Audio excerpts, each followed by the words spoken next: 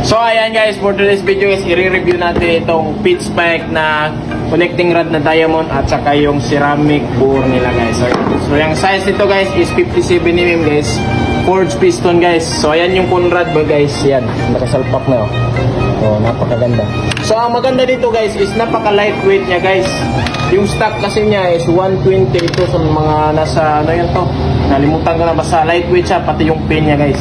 Napakaganda guys. So ito yung black niya guys. Yeah. Ayan guys, medyo matumi yung kamay natin. Ito guys, napakaganda.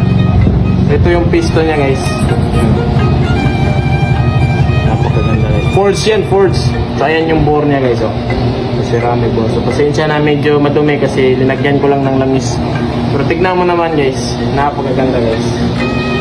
So pag bumili kayo nito guys, mag-bore out kayo ng konti dito sa crankcase, pero konti lang naman para papasok itong liner kasi medyo makapal ito. Pero normal lang yan. Importante yung quality guys na maganda ito. So maraming nagtanong sa akin ba't daw malaki yung clearance ng piston sa side plate dito. Yung kalog-ilog yun, may alog. So normal lang yan mga boss dahil ceramic bore po ito. Kahit yung chrome bore meron, malaki yan dahil yung metal is nag-i-expand. So normal yan. Pag walang play yan dito, overheat yung engine nyo. So may isang question naman na i-answer natin. Ba't daw sumasabog yung pitch bike? Eh sabi nila yung quality pangit daw. Hindi yan sa quality boss. Napakaganda ng quality. Philippine made po ito. Tignan mo nga yung quality oh. Oh, kahit isa diampas ko ito.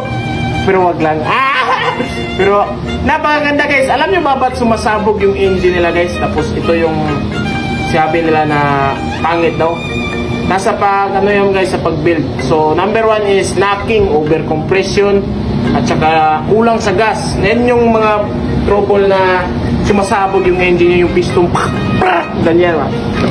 So hindi yan sumasabog pag professional yung builder mo.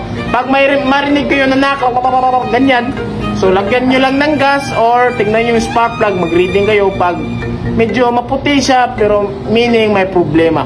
Pero pag maitim, good, mas maganda maitim.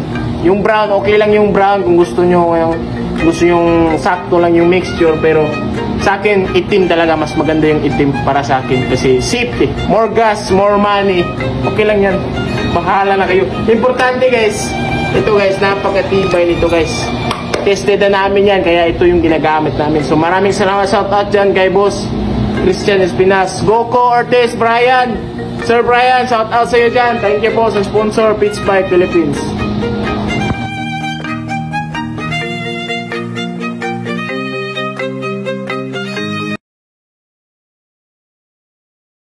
Panalo natin guys. Tignan mo guys.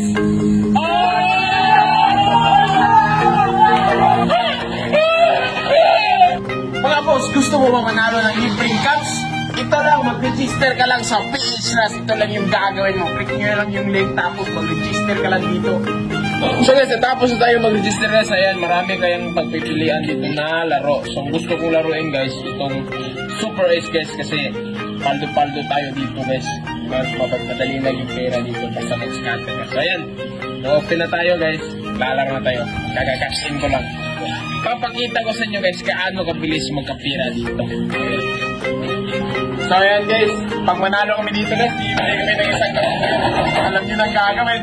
Okay guys, ayan guys, may bonus tayo guys. Ayun! Let's go! Let's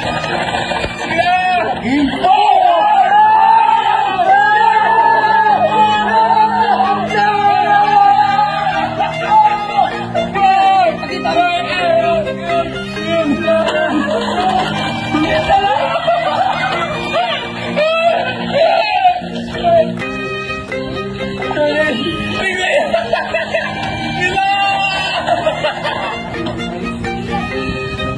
Yes, ayan! Tignan mo yung panalo natin guys! Tignan mo guys!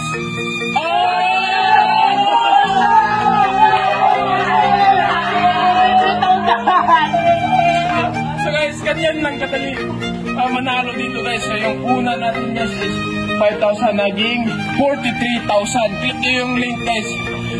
Ayun na! You know na! It's beer time!